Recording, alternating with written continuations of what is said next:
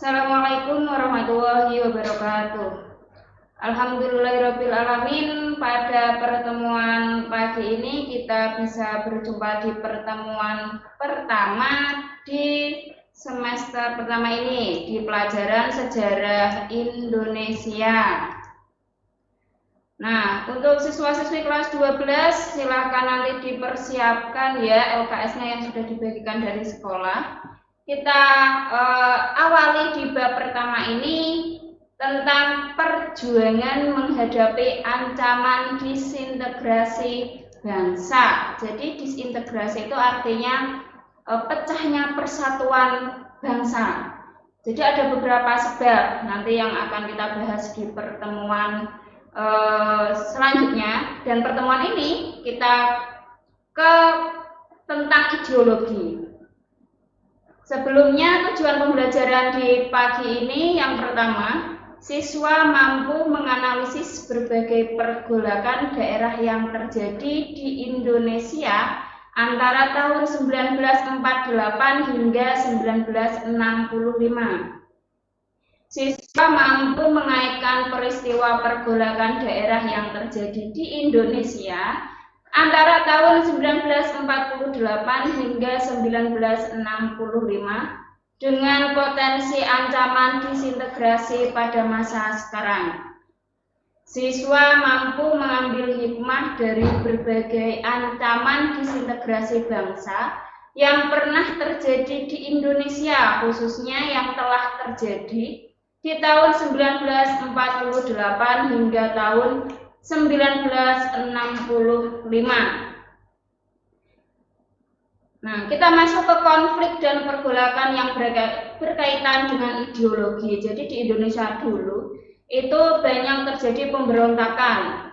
Penyebabnya salah satunya adalah ideologi atau dasar pemikiran, karena memang kita tahu sendiri bahwa ideologi Indonesia adalah Pancasila. Jadi beberapa golongan, beberapa kelompok itu tidak setuju atau tidak sepemahaman. Di antaranya yang pertama, pemberontakan Partai Komunis Indonesia atau PKI di Madiun. Jadi selain Partai Nasional Indonesia atau PNI, PKI itu merupakan partai politik pertama yang didirikan sesudah proklamasi. Meski demikian, PKI bukanlah partai baru. Karena apa? Karena telah ada sejak zaman pergerakan nasional sebelum dibekukan oleh pemerintah Hindia Belanda akibat memberontak pada tahun 1926. Awalnya PKI itu masih sepemahaman atau sependapat dengan bangsa, dengan negara Indonesia. Karena apa? Pada masa itu Indonesia itu memang dikuasai oleh golongan kiri atau golongan kapitalis. Nah, mereka sependapat atau sepemahaman, makanya masih mendukung. Tetapi ketika golongan kiri atau kapitalis itu terlempar dari pemerintah, PKI menjadi partai oposisi dan bergabung dengan partai serta organisasi kiri lainnya dalam Front Demokrasi Rakyat atau singkatannya FDR yang didirikan Amir Syarifuddin pada bulan Februari 1948. Jadi PKI bergabung dengan FDR itu. Awal September 1948, pimpinan PKI dipegang oleh Musso. Dia itu menyampaikan bahwa doktrin Dimitrov telah diganti dengan doktrin Zhdanov, di mana komunis harus bekerja sama dengan golongan nasionalis progresif untuk menghadapi golongan kapitalis borjusis. Jadi ada dua golongan yang ditentang oleh doktrin yang sesuai, bukan yang ditentang tapi yang sesuai dengan doktrin Zhdanov. Tanggal 18 September 1948, PKI melakukan pemberontakan senjata dipimpin oleh Musso, itu pimpinan PKI di Madiun ya, Alasan utama PKI, nah ini tidak sepemahaman dengan bangsa Indonesia, ideologinya ya, karena ideologi Indonesia adalah Pancasila. Nah mereka memiliki ideologi bahwa ingin menciptakan negara komunis.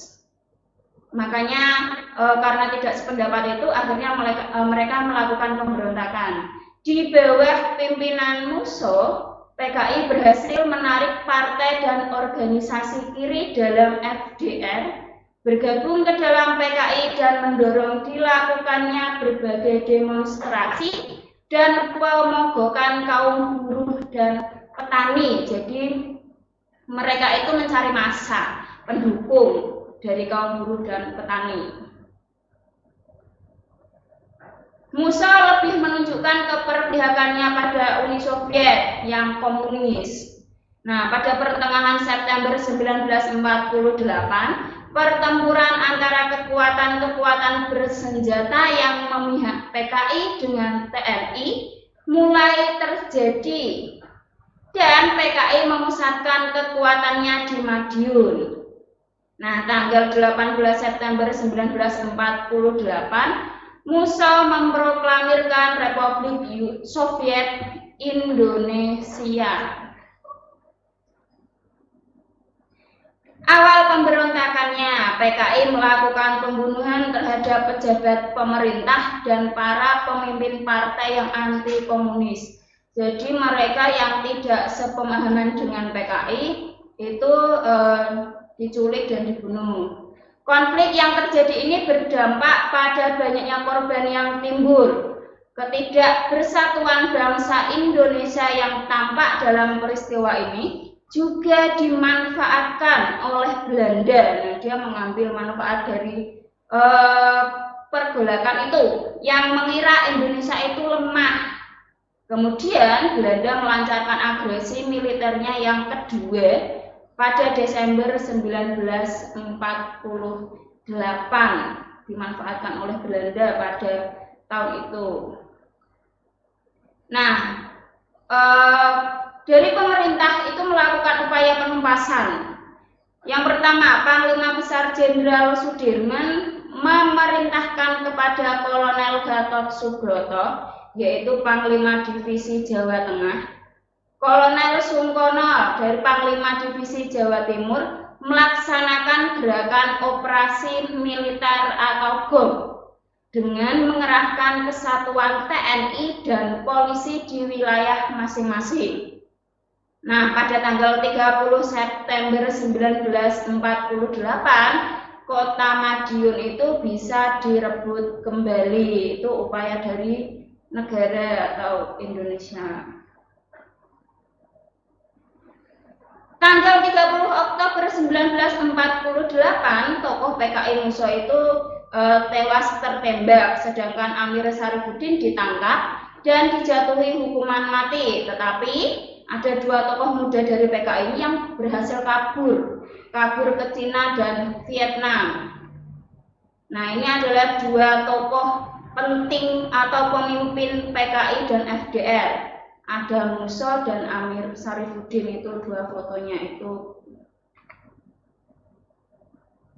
Nah, selain PKI di Madiun, pemberontakan juga terjadi dari kelompok Darul Islam dan Tentara Islam Indonesia. Ini ideologinya tidak sama dengan PKI karena ideologi dua golongan atau kelompok ini itu adalah negara Islam. Sama, tapi sama-sama tidak sependapat dengan ideologi bangsa Indonesia zaman dulu, yaitu Pancasila. Diawali dari sebuah gerakan di Jawa Barat yang dipimpin oleh SM Kartosuwiryo. Pada Agustus 1948, dia menyatakan pembentukan Darul Islam atau DI dengan dukungan TII atau Tentara Islam Indonesia. Nah, dari perjanjian Renville itu membuka peluang bagi Kartosuwiryo untuk lebih mendekatkan cita-citanya, yaitu mendirikan negara Islam. salah satu keputusan Renville itu adalah pasukan RI dari daerah-daerah yang berada di dalam garis Fango harus pindah ke daerah yang dikuasai Republik Indonesia. Nah, kemudian divisi Siliwangi dipindahkan ke Jawa Tengah karena Jawa Barat dijadikan negara bagian Pasundan oleh Belanda zaman itu. Tetapi ada dua kelompok, Hizbullah dan Sabilillah, yang telah berada di bawah pengaruh Kartosuwiryo tidak bersedia pindah dan membentuk Tentara Islam Indonesia. Dua golongan ini yang tidak mau pindah sendiri. Terus di Jawa Tengah terjadi pemberontakan TII dipimpin Amir Fattah, tetapi pemberontakan tersebut tidak berlangsung lama, cuma sebentar karena kelompok ini tidak mendapatkan dukungan dari masyarakat, makanya cepat ditumpas oleh pemerintah. Pada Desember 1951 Amir Fattah itu menyerah. Nah, selain Amir Fattah, di Jawa Tengah itu juga terjadi pemberontakan yang dipimpin oleh Kiai Haji Mahfud atau yang dikenal dengan Kiai Sumolango. Ini juga melakukan pemberontakan atas dukungan Laskar Bersenjata Angkatan Umat Islam atau AUI. Sejak awal berkeinginan menciptakan suatu negara Indonesia yang berdasarkan prinsip Islam. Jadi tidak sesuai dengan Pancasila. Tentara AUI dengan tentara RI mulai pecah ketika pemerintah hendak melakukan demobilisasi AUI atau pembubaran ya.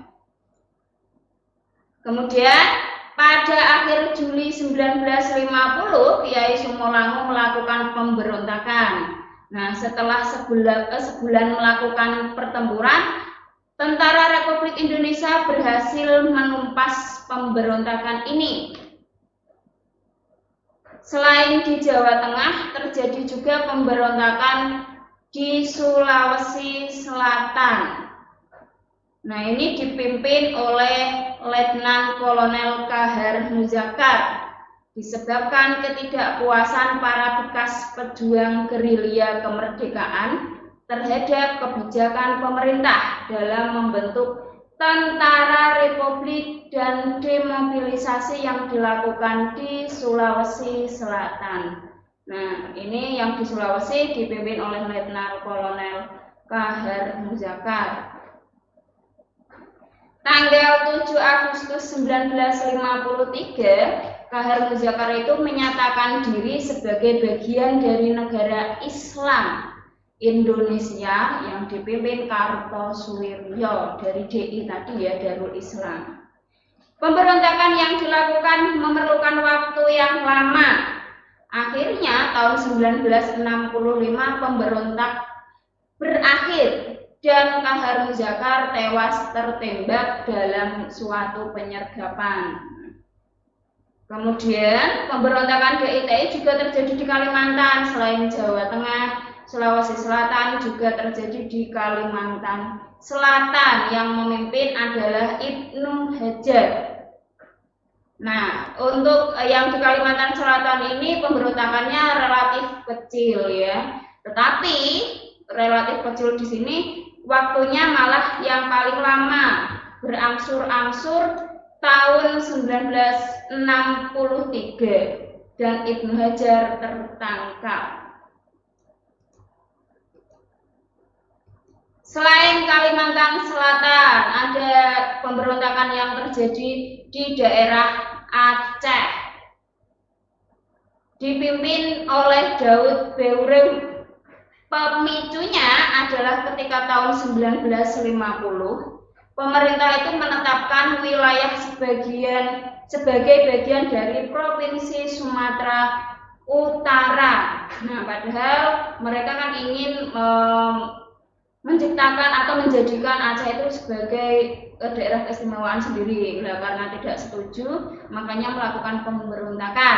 Para ulama yang tergabung dalam Persatuan Ulama Seluruh Aceh atau PUSA pusat menolaknya. Menurut mereka, mereka itu menuntut agar Aceh memiliki otonomi, daerah otonomi sendiri, dan mengancam akan bertindak bila tuntutan mereka tidak dipenuhi. Kemudian konflik terjadi antara pengikut Daud Beurut dengan tentara Republik Indonesia pun berkecamuk dan tidak menentu selama beberapa tahun. Akhirnya tahun 1959, pemerintah mengakomodasi dan menjadikan Aceh sebagai daerah istimewa. 3 tahun setelah itu, Daud Beurut kembali dari pertempuran yang sudah selesai. Jadi pertempuran itu sudah selesai, kemudian pemimpin Daud Beurut itu kembali dan mendapatkan pengampunan dari pemerintah. Kemudian beberapa upaya penumpasan yang dilakukan oleh pemerintah itu ada 2 jalur, yaitu jalur damai dan jalur militer. Yang pertama, dengan jalur damai itu melalui pimpinan Masumi Moh Nasir mengajak Kartosuwiryo untuk kembali ke Republik Indonesia. Namun ditolak, gagal. Tidak disetujui oleh Kartosuwiryo tersebut. Nah, makanya dilanjutkan upaya militer karena tidak mau. Nah, dari pemerintah melakukan upaya militer itu dipimpin oleh A.H. Nasution, mengikut sertakan rakyat dalam penumpasan DITII. Nama operasinya yaitu Baratayuda yang dipimpin oleh A.H. Nasution tadi. Kartosuwiryo berhasil ditangkap pada 4 Juni 1962 dan dijatuhi hukuman mati tanggal 16 Agustus 1962. Nah, ini tokohnya, tokoh dari DI tadi, Sukarmaji Marijan Kartosuwiryo, pemimpin Darul Islam atau DI. Selanjutnya, dari pemberontakan 2 tadi masih ada pemberontakan lanjutan yang dipimpin oleh PKI tadi, tokoh PKI muda yang berhasil kabur tadi, yaitu Gerakan 30 September 1965 atau istilah yang paling kita kenal itu G30S PKI. Masih terjadi kontroversi sampai sekarang tentang G30 SPKI itu. Di antaranya yaitu adalah yang sebenarnya siapa yang memimpin gerakan G30 SPKI. Terdapat 7 teori mengenai peristiwa kudeta G30S tahun 1965, yaitu Gerakan 30 September merupakan persoalan internal antara Angkatan Darat. Jadi terjadi di Angkatan Darat tersebut. Dikemukakan oleh Ben Anderson, W.F. Wertham, dan Kun Hutzapel menyatakan bahwa G30S hanyalah peristiwa yang timbul akibat adanya persoalan di kalangan Angkatan Darat sendiri. Menurut ketiga tokoh itu berpendapat seperti itu. Pendapat yang lain dalam Gerakan 30 September adalah Dinas Intelijen Amerika Serikat atau CIA. Teori ini berasal dari tulisan Peter Dale Scott atau Geoffrey Robinson. Menurut teori ini, AS atau Amerika Serikat sangat khawatir Indonesia jatuh ke tangan komunis. Nah, tujuan akhir dari skenario ini adalah menjatuhkan kekuasaan Soekarno. Kemudian Gerakan 30 September itu merupakan pertemuan antara kepentingan Inggris dan Amerika Serikat. Ini dikemukakan oleh Greg Fulgren, menyatakan bahwa titik temu antara keinginan Inggris yang ingin sikap konfrontatif Soekarno terhadap Malaysia itu bisa diakhiri, karena memang pada masa itu Soekarno itu menyerang Malaysia karena dianggap sebagai boneka Inggris. Melalui penggulungan kekuasaan Soekarno dengan keinginan Amerika Serikat agar Indonesia terbebas dari komunisme. Nah, pendapat yang lain, ini Soekarno adalah dalang gerakan 30 September. Bahkan ada yang berpendapat seperti itu ya. Nah, ini dikemukakan oleh Anthony Dec dan John Hughes. Menurut mereka, Soekarno itu berkeinginan melenyapkan kekuatan oposisi terhadap dirinya yang berasal dari sebagian perwira angkatan darat. Tetapi teori ini akhirnya dilemahkan karena memang tidak terbukti, dan bahkan pada 6 Oktober 1965 dalam sidang kabinet Dwi Korah di Bogor, Soekarno itu mengutuk gerakan ini. Kemudian tidak ada pemeran tunggal, bahkan tidak ada dalangnya. Ini menurut teori kaos ya, yang dikemukakan oleh John D. Legge, menyatakan kejadian ini hanya perpaduan gabungan antara negara barat, pimpinan PKI yang keblinger, serta oknum-oknum ABRI yang tidak benar. Hanya gabungan-gabungan dari konflik tersebut menurut John D. Legge ini. Pendapat yang lain, Soeharto sebagai dalang gerakan 30 September dikemukakan oleh Brian May dalam bukunya Indonesian Tragedy. Menurutnya, terdapat kedekatan hubungan antara Letkol Untung sebagai pemimpin gerakan 30 September 1965 dengan Maijen Soeharto yang saat itu menjabat sebagai Panglima Kostrad. Pendapat yang lain dalam gerakan 30 September adalah PKI itu sendiri yang pernah terjadi di Madiun itu, dikemukakan oleh Nugroho Noto Susanto dan Ismail Saleh. Menurut teori ini, PKI adalah penanggung jawab peristiwa kudeta dengan cara memperalat unsur tentara. Nah, tanggal 1 Oktober 1965 dipimpin Letkol Untung, pasukan mulai melakukan pemberontakan, yaitu dikenal istilah gerakan 30 September, dengan menculik dan membunuh para jenderal dan perwira TNI. Kemudian jenazahnya dimasukkan ke sumur tua di daerah Lubang Buaya, Jakarta. Nah, ini ada beberapa korban keganasan G30 SPKI.